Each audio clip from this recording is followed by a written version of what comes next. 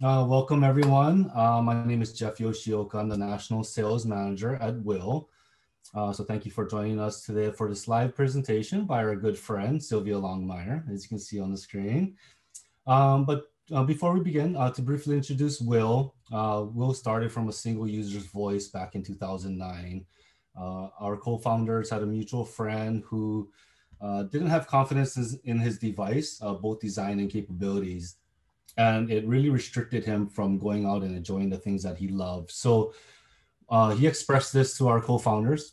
Our co-founders coming from the medical device, automotive, design and engineering side, they decided to put their brains together and see if they could come up with a device for him that would allow him to get back out there and be active again. And so they created a prototype. They brought it to the Tokyo Motor Show, got rave reviews, and was told, you guys need to bring this to the market. And so in 2012, Will incorporated. In 3 years, in 2015, we launched our first product in the United States, the Model A. And since then, we've launched two other products, the Model M and the Model CI. And we've also launched our autonomous technology. So our self-driving mobility devices that you'll see in airports, hospitals, and museums are currently fully operating in Japan. And then lastly, we've grown globally. So we're now, I think in over 12 countries. We have, in the EU, North America, Japan, across Asia, all the way down to Australia. So it's a little bit about Will, and just a couple housekeeping things. We will have a live Q&A with Sylvia after her presentation. So please enter your questions into the Zoom chat or Q&A, and we'll get to them after. If you're unable to type in your question, please just raise your hand and we'll unmute you and you can ask your question verbally. Okay. So now on to our special guest speaker this morning. Sylvia is a service disabled veteran, mother, author, world traveler, as you'll see on her social media accounts, and former Miss Wheelchair USA 2016. Today, Sylvia will be sharing what accessible travel means, how to properly plan to make the most of your adventures, some of the pros and cons of different types of travel, such as air, hotel, cruises, etc. And she'll also share some of the examples of all the wonderful places that she has been and the things that she has done while traveling in a mobility device. Well, Sylvia, I will now hand it off to you. It's all yours. Thank you so much, and I love that video. They did such a great job of doing the animated version of the Will CI, didn't they? I was so excited about that. So hi everyone. As you saw in the video, accessible travel has been a huge part of my life for several years now, and it's been a very, very rough year not being able to travel. But I'm fully vaccinated, and I finally went on my first trip in about a year down to Miami and the Palm Beaches just to get outside of my four walls, and it was absolutely glorious. And I'm so thrilled to be here to talk about what accessible travel has been like for me with MS, and also what it's all about and how it can work for other people who are wheelchair users and people with disabilities. So with that, I will go ahead and, Jeff, if you could go ahead and enable screen sharing, that way I can show my presentation, that would be awesome. Okay, I think you should be okay. Okay, there we go. Rock and roll. Okay. So how I traveled the world with MS. So let's talk about just the basics. What is accessible travel? Well, it means a little bit different things to everybody, but basically it's the ability to go around the world, go outside of your neighborhood. It doesn't have to be a long haul trip to Singapore. It could be just going down the highway to just do a staycation and stay in a hotel, even in your own city. It's all about getting outside of your immediate surroundings and staying in a different place that has accommodations that are suitable to people with disabilities. And in the United States, that will generally fall under the Americans with Disabilities Act. Overseas, that's always kind of a crapshoot because they don't have the same accessibility laws that we have here in the United States. So accessibility and accessible travel doesn't necessarily mean the same thing in other countries that it does here in the United States. So that's always something to think about. But ultimately, it's just our ability to travel the same as non-disabled people, just with our wheelchairs or with our mobility devices. So before you can even book that flight or get in that car, make that hotel reservation, you have to really think about, are you physically, logistically, financially able to travel? And this is something that I think about, and I've been traveling all over the world for years, but especially with the pandemic, you know, and again, since I recently traveled, I had to ask myself, am I ready? I'm vaccinated, and that's really the primary motivator for me feeling more comfortable getting out and about.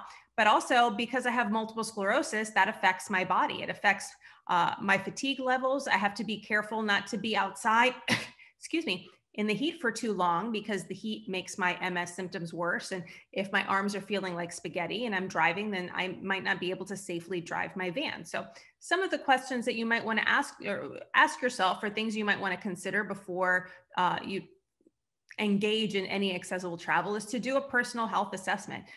Are you physically capable of being in a car or a train or an airplane for long periods of time?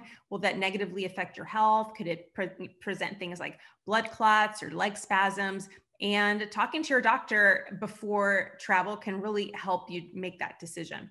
Inspect your mobility and medical equipment. You want to make sure that your wheelchair, your CPAP machine, your oxygen, anything and everything that you will need to safely travel and take care of yourself is in good working order, because the last thing you want to do is to be away from home and have something break down on you without the ability to repair it very quickly. And determine what kind of support you need. What do you need in your destination? Do you need the ability to rent an accessible van? Do you need to have a place that can provide you with refresher oxygen tanks? On a cruise ship, what kind of support might you need there? Manual wheelchairs to help you get on and off the ship, things like that. And then also take an honest look at your finances. Sadly, traveling with a disability tends to be a lot more expensive than traveling without one. Accessible tours, accessible shore excursions, accessible rental vans are all a lot more expensive for people who need that special equipment. And I always tell people, especially in my capacity as a travel agent, that don't use every last cent that you have in savings to go on that dream trip. You really need to have a cushion in case an emergency arises, because you don't want to be stuck without a dime to your name in another country or even another city, and you need to spend some money on short notice for a repair or for a plane ticket home or things like that. So where can you go? That depends on a lot of things. This is a photo of me and my WheelCI in Havana, a trip that I thought would be impossible, and it turned out to be doable. And my family's from Cuba, and I'm the first one born in the United States, so this was a significant trip. However, it's a trip that it's not for the faint of heart. Obviously, this was before travel to Cuba got shut down by cruise ship. But there are a lot of places that I would say absolutely you can go there, and a lot of places that I'm like, maybe it's not right for you. So you have to, again, ask yourself these questions. What is the level of accessibility that you require? Because that's different for everybody. If you're in a manual wheelchair and you have a lot of upper body strength, you're going to have a lot more flexibility, especially when it comes to transportation. You'll be able to probably use a regular taxi, and the wheels might pop off of your chair, and you'll have some more flexibility. And also you have a narrower physical profile. So you may be able to get into some spaces, especially with those big wheels, if somebody can kind of pull you up over a curb or over an obstacle, than if you're in a 400-pound power wheelchair. That you're going to have more needs in that regard. You're going to need access to either accessible taxis or accessible public transportation. So be very, very detailed, and don't skimp on what your accessibility requirements are. Determine how far you can go. Air travel is, in my opinion, the most challenging aspect of traveling with a disability. And a lot of times it's because there's only so far we can go, because a lot of people with disabilities can't use the bathroom on the airplane. I can still do it simply because even though I can't walk, I can't move my legs independently, but I can plant my feet. I can stand up if I have something to grab onto, and I can pivot onto that toilet seat. It's not comfortable, it's not fun, and it's probably not like super, super safe, but I can do it. So I'm able to go on really long haul flights that allow me to use, and I can use the lavatory and the plane. However, I have many friends who have to starve themselves and dehydrate themselves because they just can't use the bathroom. And if they want to go on a flight that's any longer than 5 hours, that's what they have to do. Some people are able to catheter, and other people are able to do, other things, whatever works for you. But you have to ask yourself, how long can you be in a seated position? How long can you be enclosed in a car or anything else? And be very honest about that. So yeah, be honest about your comfort level and needs. It sounds like a great idea sometimes to do a certain activity, and then once you're there, you start feeling, you start maybe getting a pressure sore, you start getting a spasm, you need to stretch out, and you're just not able to do that. So don't underestimate what you're going to need to be comfortable, because if you're uncomfortable, you're not going to enjoy your travel experience. And set a realistic budget. This goes back to making sure that your finances are adequate for that trip. Traveling costs money, and there are some budget-friendly ways to do it. And I actually have a blog post about that. But again, traveling for people with disabilities and mobility aids tends to be more expensive. So err on the side of a conservative estimate of what that trip is really going to cost you. So how can you travel? And there are several different ways that we can travel. Some are better than others, depending on what kind of equipment you have and what kind of disability you have. So let's take a look at some of these. That's me and my favorite overseas airline, Lufthansa. So let's take a look at air travel. Oh, yay. Okay. So air travel is challenging. I'm not going to sugarcoat that. It requires a lot of research. And I'm not talking about trying to find the cheapest plane ticket. I'm talking about trying to find the best routes for you, the most comfortable seating, airlines that will be easy to work with when it comes to getting you the seat on the plane that you need. Like if you need a bulkhead seat, so if you have more needs for room for your legs and things like that. And some airlines are better than others for wheelchair users as far as how they handle their wheelchairs. And we'll talk about that in a second. And how amenable they are to your needs. Like domestically speaking, I really am a fan of Southwest and Delta and JetBlue. They've been the nicest and the most considerate when it comes to my needs, to my equipment, and to customer service.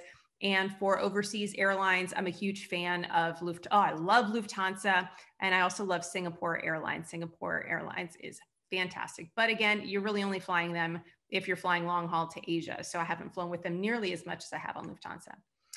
Your disability may limit how long you can be on a plane and where you can sit. Some people can't afford to fly, and a lot of people can't afford to fly in business class, yet some people with certain disabilities need a lay flat seat because they can't sit upright for an entire flight. So that's something to consider. And it's also critical to know your rights under the Air Carrier Access Act. The Americans with Disabilities Act doesn't apply to flights, even within the United States. The Air Carrier Access Act is what determines what your rights are as a disabled passenger, from returning your wheelchair to the door of the plane to making sure that you're the first one on the flight. And it's very important that you know what your rights are, and even bring a printout of the ACAA. And I have a blog post on that on spintheglobe.net if you ever want to know more about the ACAA. And if you're going to fly, you need to know. So train travel, I love trains, but trains can be tricky and still require some planning. It's a really great option when flying isn't possible. Now, train travel varies from country to country. I'm not a huge fan of train travel in the United States. We are a very large country. Train travel is very slow, it's very bumpy, and it can actually be really expensive. However, in Europe, train travel is phenomenal because you can cross like 5 countries in a single day on a train, and the scenery is absolutely gorgeous. It's also inexpensive, it's efficient. However, it can also be very complicated, and we'll get to that. The fares can vary depending on the market. Like I said, in the United States, because the distances are longer and the way that the train, that Amtrak and everything is set up, it can be expensive, and the fares can vary from country to country in Europe or even in Asia. So you have to pay attention to that. European rail systems in particular can be complicated. You have so many different countries in Europe, and each country has their own national rail system. Sometimes you can stay on the same rail system and travel like Eurail. Eurail, you can travel between different countries on the same rail system.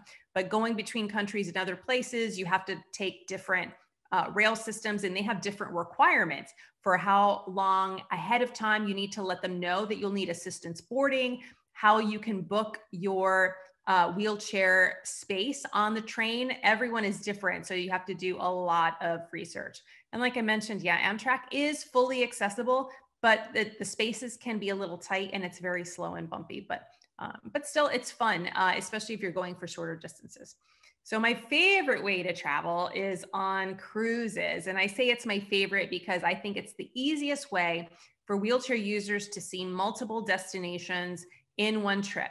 You get on the cruise ship, you unpack your stuff, all your stuff stays in the same place for 7 days, 10 days, 3 days, 21 days, however long your cruise is. And you'll get to visit places.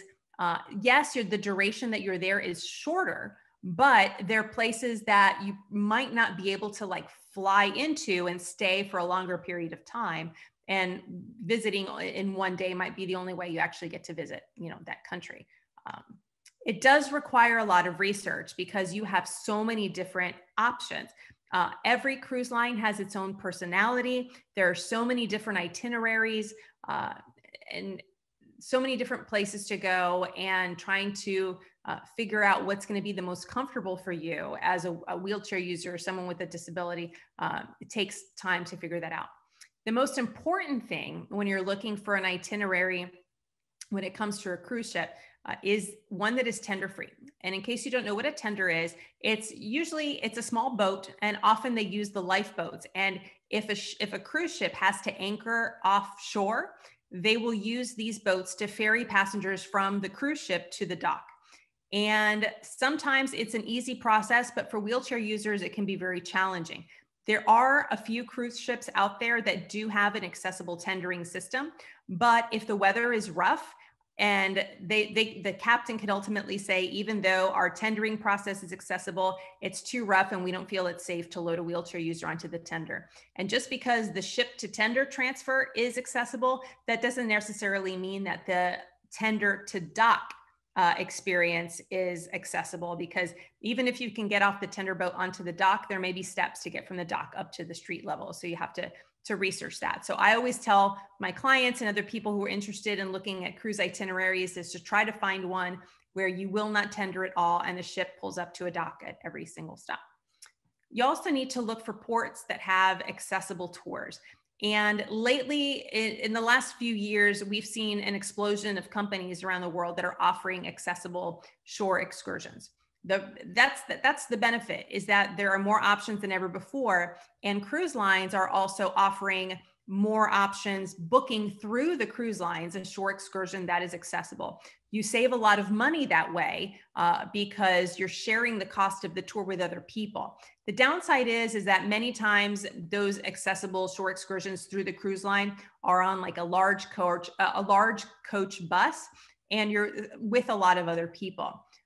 There are a lot of smaller private companies where you can book an accessible shore excursion through a third party.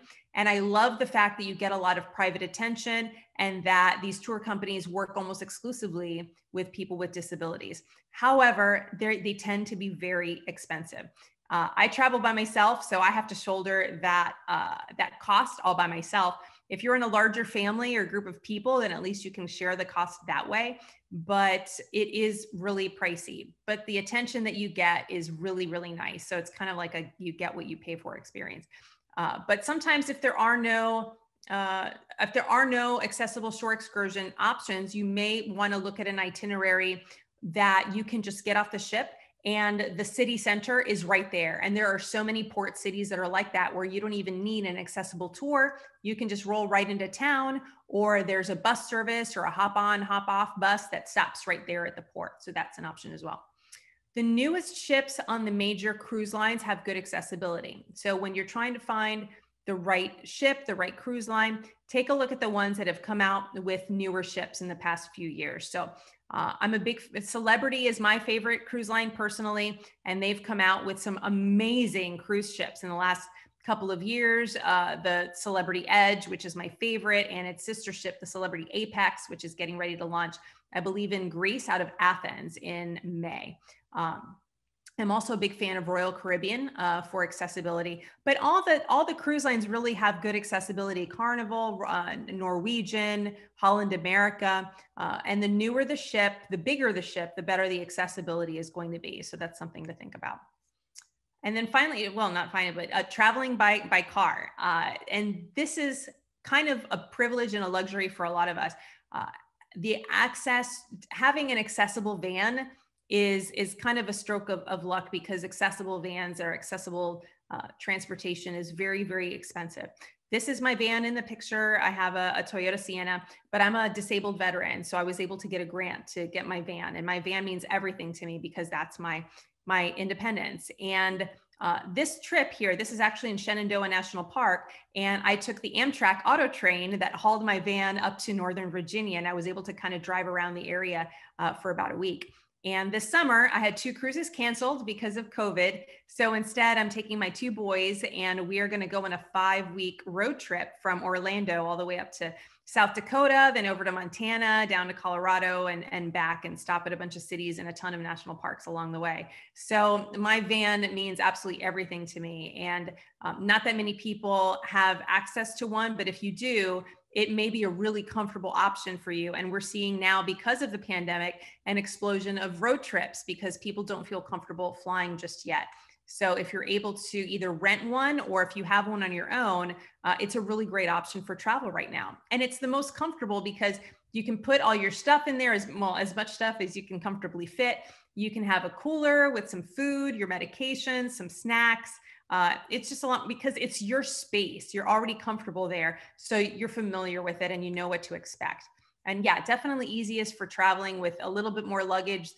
You don't have to worry about lugging it through the airport, and especially for your medical gear. But now many wheelchair users don't have personal vans. So financially, that mode of traveling can be expensive.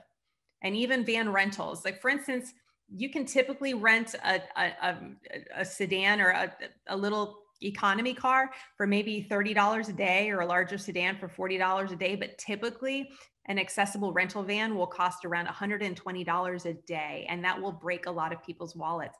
Also, accessible rental vans, it's very rare that you can find a company that will allow you to pick it up in one location and drop it off in another location. So many times you have to do a round trip, and that's okay for some people, but other people want to be able to travel a little bit differently, like typical rental car companies that allow you to drop it off with a small concessionary fee.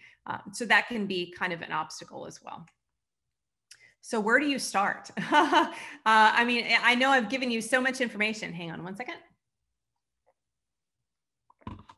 It's a lot of information in a short period of time, but the research is the most important part of booking or thinking about accessible travel, because there are so many different parts that all have to fit together in order to make the trip a success. So it can be overwhelming, but taking it one step at a time, one component of your trip at a time, and keeping track of all your research and everything that you come up with, either on a spreadsheet or a notepad or something like that, is really helpful. So just so the first step, I like to the first thing I take a look at is air travel. Am I able to get there safely on an airplane? The number one thing that I look for is direct flight. You have to weigh direct flight or connections. I live in Orlando, and there are a lot of direct flights out of Orlando, especially to Europe, which is awesome, but that's not always the case. If you are a wheelchair user, having to deal with a connection can be a real pain because you're fighting the clock. You need a lot of extra time to wait to get off the plane because you're the last one getting off. Then you have to make your connection. And if there's a delay, you're going to need to pad that time. So you really want to weigh how much of a connection time that you're going to need. The layover duration, I would recommend no less than 2 hours for domestic flights and no less than 3 hours for international flights. You may be waiting around the airport for a long time, but at least you'll get your wheelchair back, and hopefully you won't miss your connecting flight.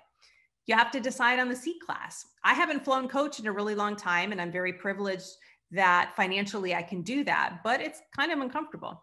Unfortunately, that's often what a lot of people, the only thing that a lot of people can afford. But if I do sit in coach class, I always either pay extra or ask for the bulkhead seat. And that's the seat in the very front row of coach class where all you have is just the wall in front of you. And that does allow me a little bit of extra leg room in case my legs have a spasm and kind of shoot out in front of me for no particular reason. And the seat location, you know, in the front of the plane, the back of the plane, do you want an aisle seat or a window seat? I always, if I'm sitting in coach, I always sit in the window seat, because if somebody needs to get up to go to the bathroom, they would have to climb over me because I can't just kind of get up and get out of their way. And also the chair handling. That is probably the number one biggest fear that anyone has about traveling with a disability, is if their chair is going to get destroyed or damaged or lost. And sadly, that's a big reality when it comes to travel. And you kind of have to personally weigh whether or not it's worth the risk of something happening to your chair. And that's something that I have to fight with every single time that I travel. And these are just kind of some figures for you to look at. This is the average percentage of wheelchairs damaged or lost by airlines from January to October 2019. And I know it's probably hard to see. Maybe it's easier on your computer, but American Airlines has typically been the biggest offender when it comes to airline damage. And let's see, Hawaiian Airlines and has, I believe it's Hawaiian, that's the dark, no, Allegiant has been the best, but Allegiant is kind of regional. It flies to generally smaller airports outside the big cities, but you will see that Alaska Airlines has a great record, and so does Delta, and Southwest is kind of in the middle of the pack. But I'm not a fan of American Airlines for other reasons, but especially for their record of wheelchair damage, I tend to avoid them.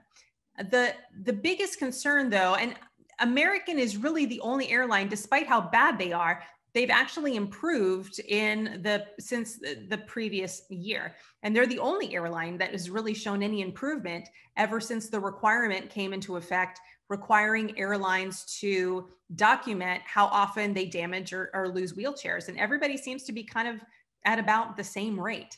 So there doesn't really seem to be much incentive for the handling of wheelchairs to get any better. And that's always a big concern.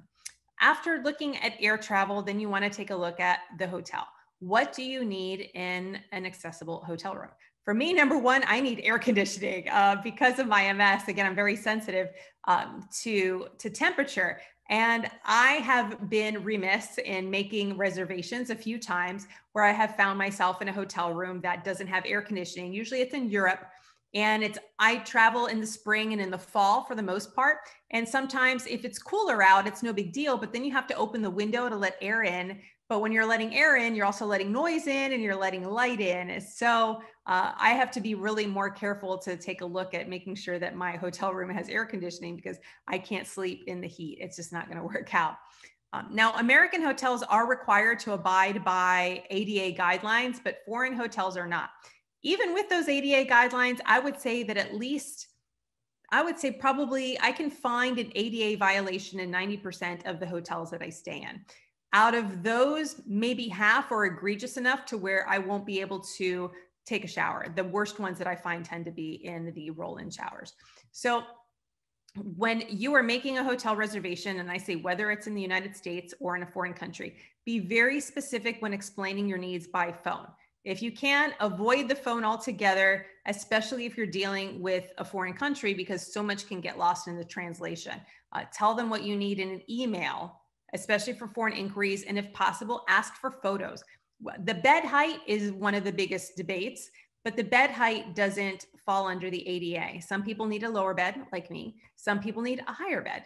And there's no one size fits all, but if it's a high bed, sometimes you have a solution. They can take out the box spring or take out the frame. Those are things that you need to discuss with the hotel before you make the reservation and show up and find out that you can't sleep in the bed.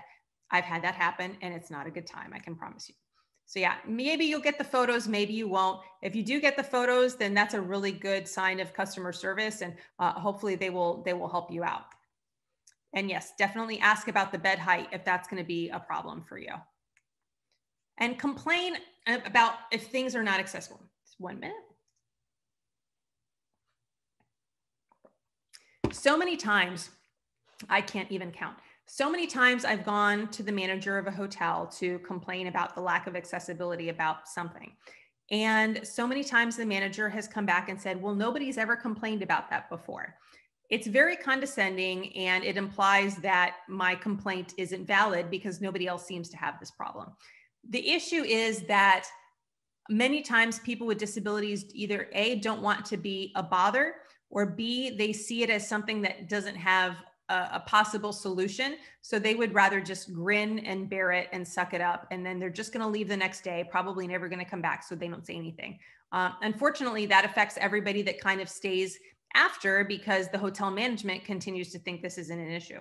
And this happened in a hotel that I stayed in Jacksonville a few years ago for a conference, where the bench, the fold down bench, was a very long distance away from the opposite wall where the shower controls and the shower head was. That's probably the most common ADA violation you'll find in a roll-in shower. So I went to the front desk and I said, hey, do you have a portable shower chair? Not ADA, but at least it'll get me closer to the controls and I can take a shower. They didn't have one. And again, I got nobody's ever complained about this before. And I find it very hard to believe that no one has ever complained that they couldn't sit down in the shower and actually turn on the shower at the same time without the help of another person. But that's how it goes. So if you see a problem, just be respectful about it. Just say, hey, can you help me out? Or, hey, I just wanted to point out to you before I check out that if you're, please try to fix this because it's affecting my ability to enjoy my stay at your hotel. And these are just some examples. So on the left, that is a Premier Inn in London, and the bed is actually pretty low. I think that bed was probably about maybe 20 inches or so, which for me is perfect. It doesn't work for everybody. And then on the right, you have a Marriott Residence Inn. That is a carry-on, a piece of carry-on luggage, which is usually at about 20 or 21 inches. And that bed, they had to come in and take out the bed frame and lower it. It was ridiculous. Like I would have needed a trampoline and at least a couple of clowns to help me bounce into that bed. It was absolutely insane. And these are bathrooms. On the left, that is a hotel in Valencia. The name of the chain escapes me at the moment. Il Union. And it's a chain, and they are actually founded by people that have a disability, and they cater toward that. So not only does that chair slide from left to right, but it also adjusts up and down. It was like probably the most phenomenal accessible room I've ever seen. And then to the right, that's a bathroom in Toronto, Canada, where obviously there is no grab bar on either side of the toilet. The toilet was also probably only about 15 inches high.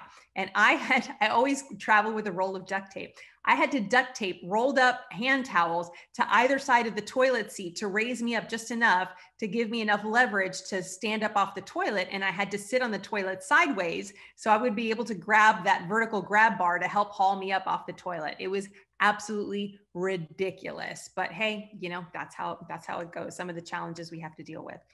And for ground transportation, many times if I'm looking at a destination and I have, no accessible way to either get around within the city or the destination, and especially from the airport to my hotel, then I can't go there. So you have to take a look at the availability of accessible taxis. If there are none, that's not necessarily a non-starter. Take a look at the accessibility of public transportation. For example, I went a couple of years ago to Portland, Maine, which was beautiful. There are no accessible taxis in Portland, Maine. However, they have a really great public bus system, and one of their bus routes picks people up right at baggage claim at the airport. And within 15 minutes, you're right smack in the middle of downtown Portland. And within Portland, I'm able to use the bus to get around very easily. So that was, so even though I didn't have access to a taxi, it wasn't an issue. And in Europe, many places, the airports have a subway or a metro stop right at the airport that will take you right into the city center. So take a look at those things. And you want to take a look at the proximity of transportation to your hotel and also to various tourist attractions. And you'll find that in a lot of especially major European cities, and more so in some US cities, not all. Like Washington, D.C., it's really easy to get around in between your hotels and the monuments and everything using the metro. But Los Angeles is a different story because Los Angeles is extremely, extremely spread out. If you don't have an accessible van or some other form of transportation in LA, you're going to be out of luck. And this was taken in the Bahamas, extraordinarily expensive accessible transportation from the port to Paradise Island, which was only to Atlantis, which is only 1.6 miles away. I had to pay $300 round trip for me, my parents, my 2 children to get 1.6 miles, whereas everybody else is only paying about $30. And that's kind of just the way it rolls sometimes. This is my 2 sons. We were in Toronto a couple years ago, and this was on the metro. This was their first exposure to public transportation in Toronto. And we went on the bus, we went on the tram, we went on the metro, and we went on the accessible taxi. We did everything. And this was on my visit to Seattle. This was on the Bainbridge Island Ferry, and it was super accessible. It was super beautiful. I did do the ferry tour of the bay there, and the views that I got from the very, very cheap Bainbridge Ferry were just as nice as it was from the more expensive tour. So go figure. So what are some of the things that I have done and things that you want to think about doing when you eventually get to where you're going? And it really just depends on your personality, and it also depends on what your physical abilities are and what your sense of adventure is. Do you want to just kind of, go to museums or go and eat really good food and just kind of people watch, or do you want to get like super adventurous? Because there's something out there for everybody. So go to the attractions website first and find out what the level of accessibility is. And they'll usually tell you if they have accessible bathrooms, elevators, and things, also accessible activities within that attraction. And if there's something specific that isn't clear on the attractions website, just email them or call them with specific accessibility questions, and they'll usually have an answer for you. And as I mentioned before, remember that accessible is not universal. So in many countries, if you say that you need accessibility, they'll say, oh, sure, it's accessible. There's only 1 or 2 steps. And you know how that goes. And be flexible whenever possible. Not everybody is flexible. And I didn't used to be flexible until I started using a wheelchair 7 years ago. And now it's like, if you need to pick me up and carry me in order to get me into that helicopter or to get me on top of, that safari vehicle or whatever, I'm like, I don't care, just pick me up.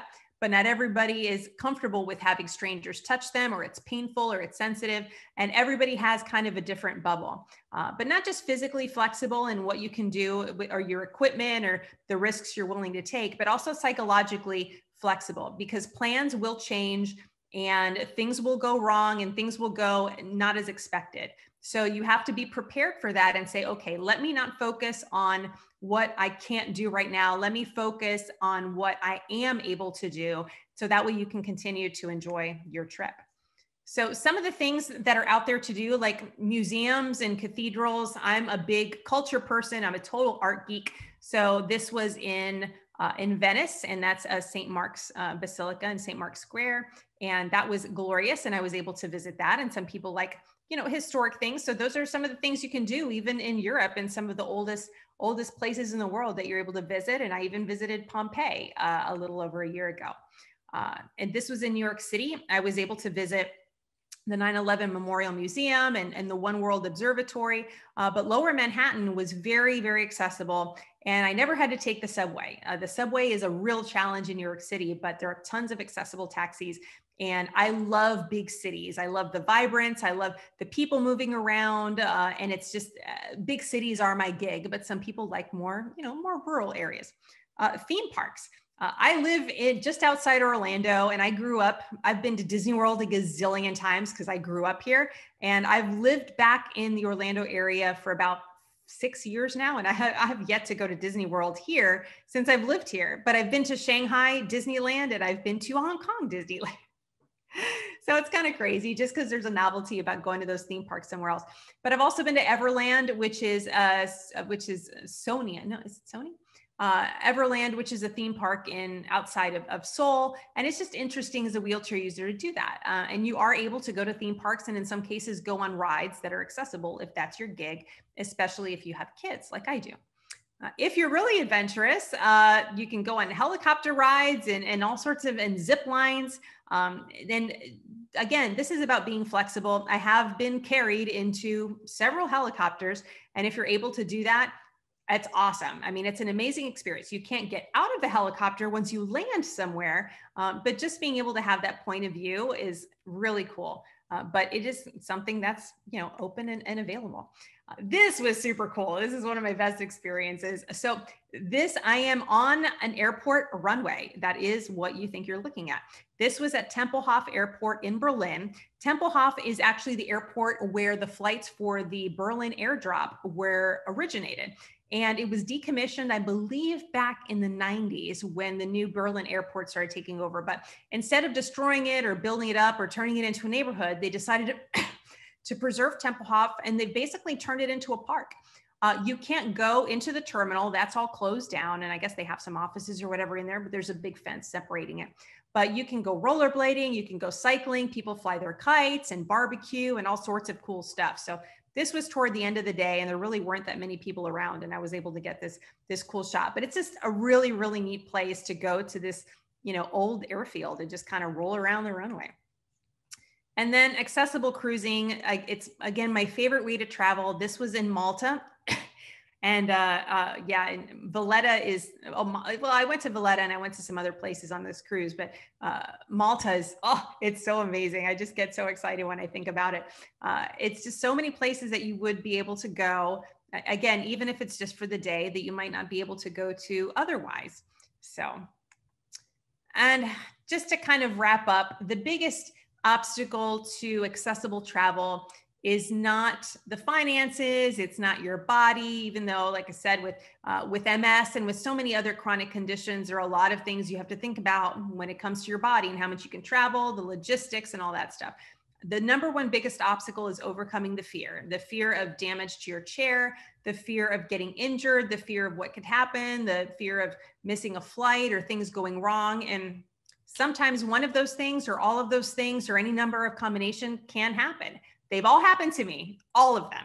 But to me, the reward of the destination and being able to go to places the same as non-disabled folks and the way that I was able to do it before my diagnosis and before having used the wheelchair, that reward outweighs the fear and outweighs all of the things that I have to deal with during travel. So you really have to ask yourself, is the fear going to be bigger than what's waiting for you at the other end? And only you can decide that. But I think after you have that first experience of seeing some sort of bucket list item or some sort of travel dream, that for me, that fuels the fire. And I hope that it can fuel the fire for you as well. So that's it for me. And this is in case you have any questions. These are some of my social media handles. If you want to, excuse me, follow me on Instagram or Facebook or anything like that, that's where you can find me.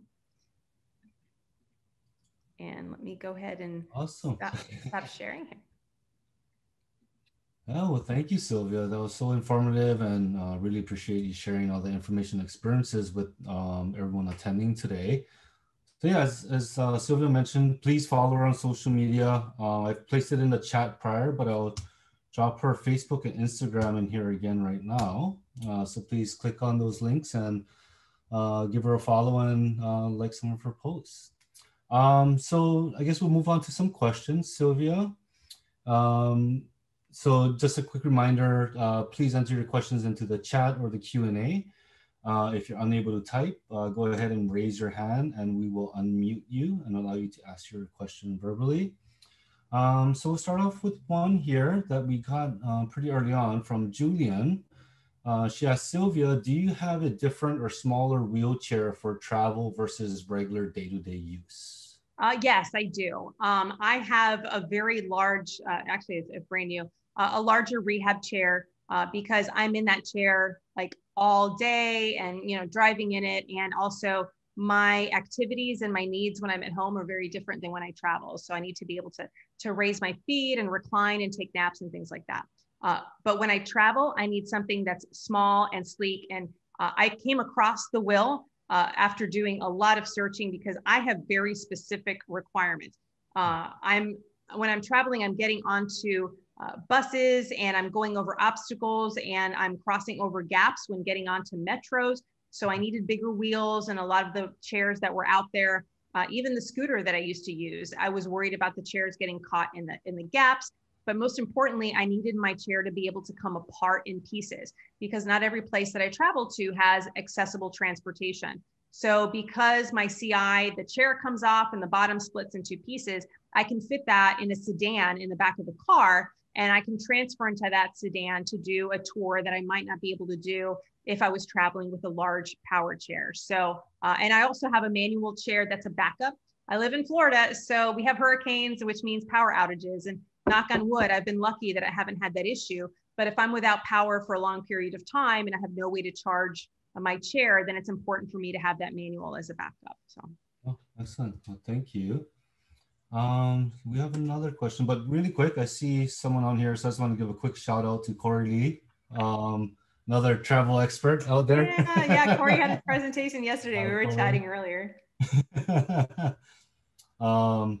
So next question is from Justin. What do you do if and when an airline damages your device? Sure. Two different things that you do. First, you file a complaint with the airline, and next you file a complaint with the Department of Transportation. So that way it will be in the record, and maybe you might get some compensation. You probably won't, but it needs to be on the record. And that's more of the paperwork side.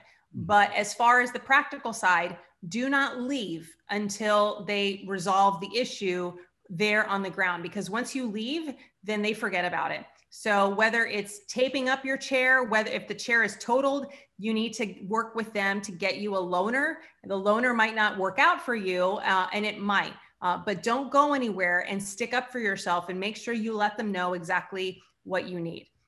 And for me, since I travel by myself, it's a big risk, because if my chair gets destroyed, I cannot manage in a manual wheelchair by myself. I just can't, because with my MS, my upper body is not very strong. I can't really open and close my right hand very well. It's just not going to happen. I have to have some sort of power mobility device wherever I go. So mentally and financially, I have to be prepared that if my chair gets destroyed, I have to be able to turn around and get back on a plane on the next flight home.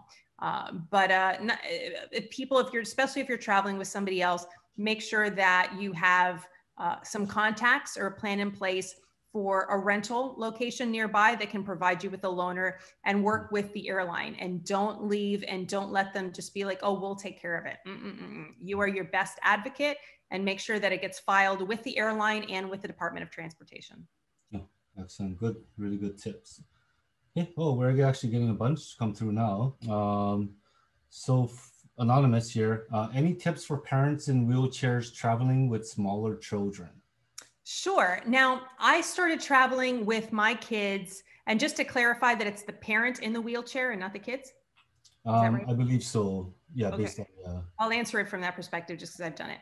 So I started traveling with my boys when my youngest was 7 and my oldest was 10, because I felt that that was about the age where they were the most they were independent enough to take care of what I needed them to take care of, carrying their suitcase, feeling comfortable enough going through security separated from me. And I'm a single parent, so that's why I have to do that.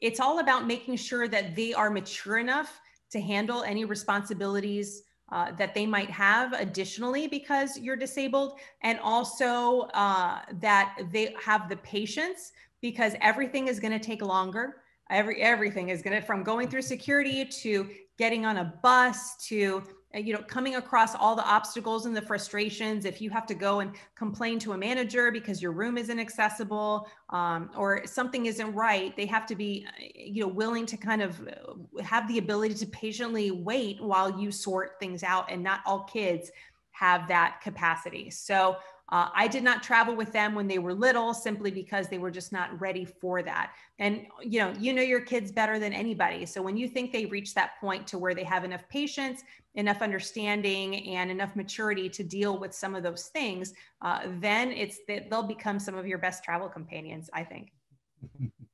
Excellent. Well, thank you. We actually got a question from Corey Lee. This is, hey Sylvia. Hey. What are your best budget travel hacks? My best budget travel hacks, definitely for as far as tours. Now, and Corey and I have cruised together, and we've traveled to a lot of the same places, so he knows how expensive accessible tours can be. Don't underestimate the flexibility of things like less expensive walking tours or tours by locals or things like that, because many times if you work with these companies, they'll be able to modify your route to make it accessible. Like Corey and I, we were in Copenhagen for, that was where our Baltic cruise left out of. And we worked with a local company in Copenhagen that was not an accessible tour company, but they were able to modify where we were going to make sure that there weren't any steps involved or anything like that. I took a 2-hour brief city tour in Frankfurt that it was the same thing. It was a local company. It cost me like $20. And we just kind of rolled around, and I told him, just make sure you don't take me anywhere that I have to go up and down steps. So that is a really great way to save money. For cruises, booking early can help. Booking interior cabins can also help, and taking advantage of sales and promotions.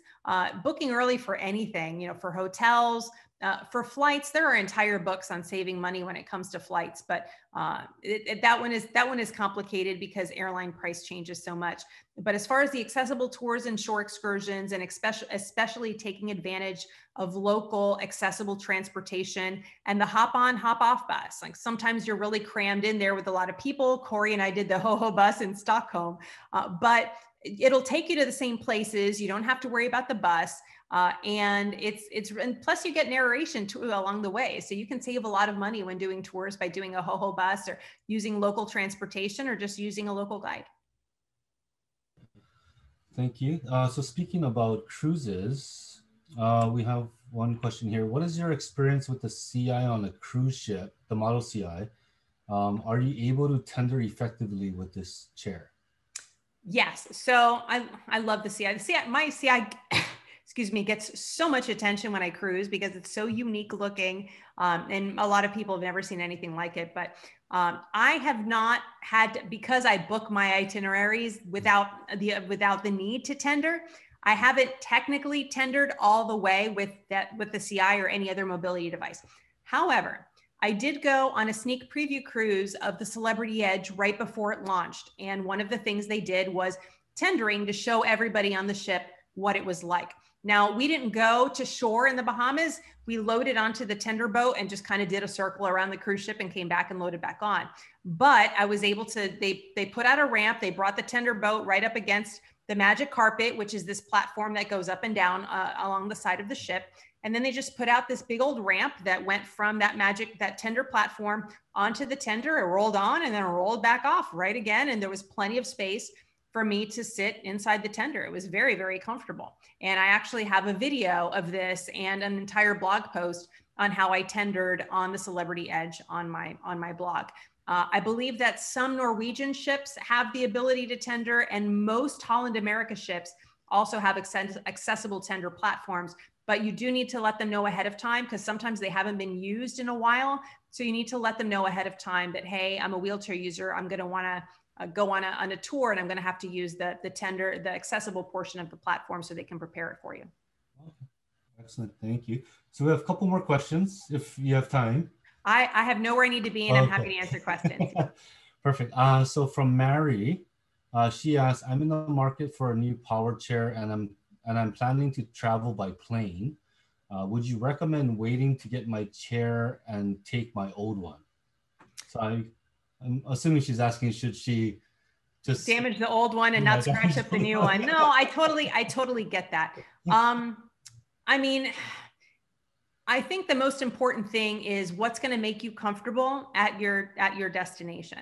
One of the reasons that I've had such good luck, in my opinion, with both the scooter that I used to have and now my Will CI is that it's very streamlined and there's not a lot of stuff that sticks out that can get broken off, and there are no exposed wires. So a lot of times you see the most damage that you see is with the really huge power wheelchairs that have the headrests and the footrests and the joystick and a gazillion wires and 75 million different moving parts.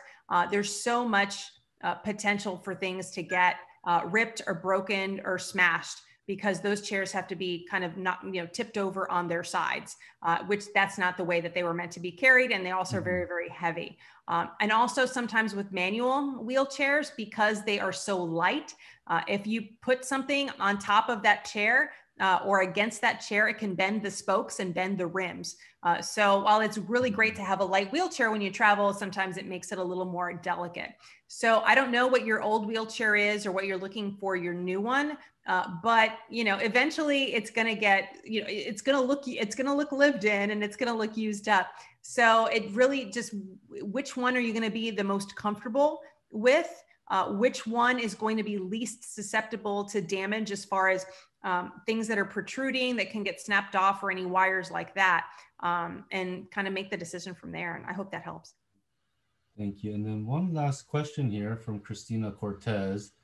How long have you used Will? Oh gosh, I think the first time I used them was for my trip to South Korea, which was in October of 2018. Yeah, so about 2.5 years. Okay. And quick follow-up to that from myself. Yes. How many stickers do you have on that arm cover? I have 50. I have, let's see, I have all the countries that I've been to in the Will. Some countries I've been to before, I was disabled, but I think I have 52 stickers. Oh, wow. Yeah. Then, some of those with the scooter that I had before, but yeah, I've been to probably, I'm trying to think how many countries I've been since South. Let me look at my tattoos. I have a tattoo on my arm that has a list of all the countries that I've been to. And I'm like, where's KOR? So yeah, I've been to probably maybe 20 countries with the Will so far. That's awesome. Yeah. Gotta see that tattoo on you. Oh yeah. It's hard to show it just because of the angle, but yeah, it's all the country codes. Yeah. It's hard to angle it. Well, Sylvia, it looks like that's all the questions that we have. So thank you again so much for this wonderful presentation. Definitely can't wait to see where you'll be going once, COVID travel. Oh, I know. Post-COVID travel opens up. And yes. I guess where is that the first place that you? Well, the first place I'll be going is on a road trip. I'm still not sure which chair I'm going to take, just because it's a really, really long trip, and Mama's going to be very tired after several hours of driving. But that's really all that I have. That's really all that I have on tap. I'm hoping maybe to go to a cabin in the Smoky Mountains with my kids. But right now I'm trying to stay local in Florida, take it day by day. And I'm hoping that I'll be able to start flying again by the fall. So fingers crossed. Awesome. Well, we'll just keep following you on social media and wait for those awesome pictures to pop up. Excellent. Well, thank you again. Just one last thing. In about an hour, we're gonna actually have a live Q&A with Lauren Lolo Spencer. So Lolo, yes. Doing that. But yeah, everyone else, please join us. The link should be on our booth page now. And then we have our last Model CI product demo today at 1:00 Pacific Standard Time. So please join us then. But again, thank you, Sylvia. I really appreciate it. So nice to see you. It's been a while. Thank you. Good to see you. Yeah, and hopefully we get to catch up again soon. Sounds good. You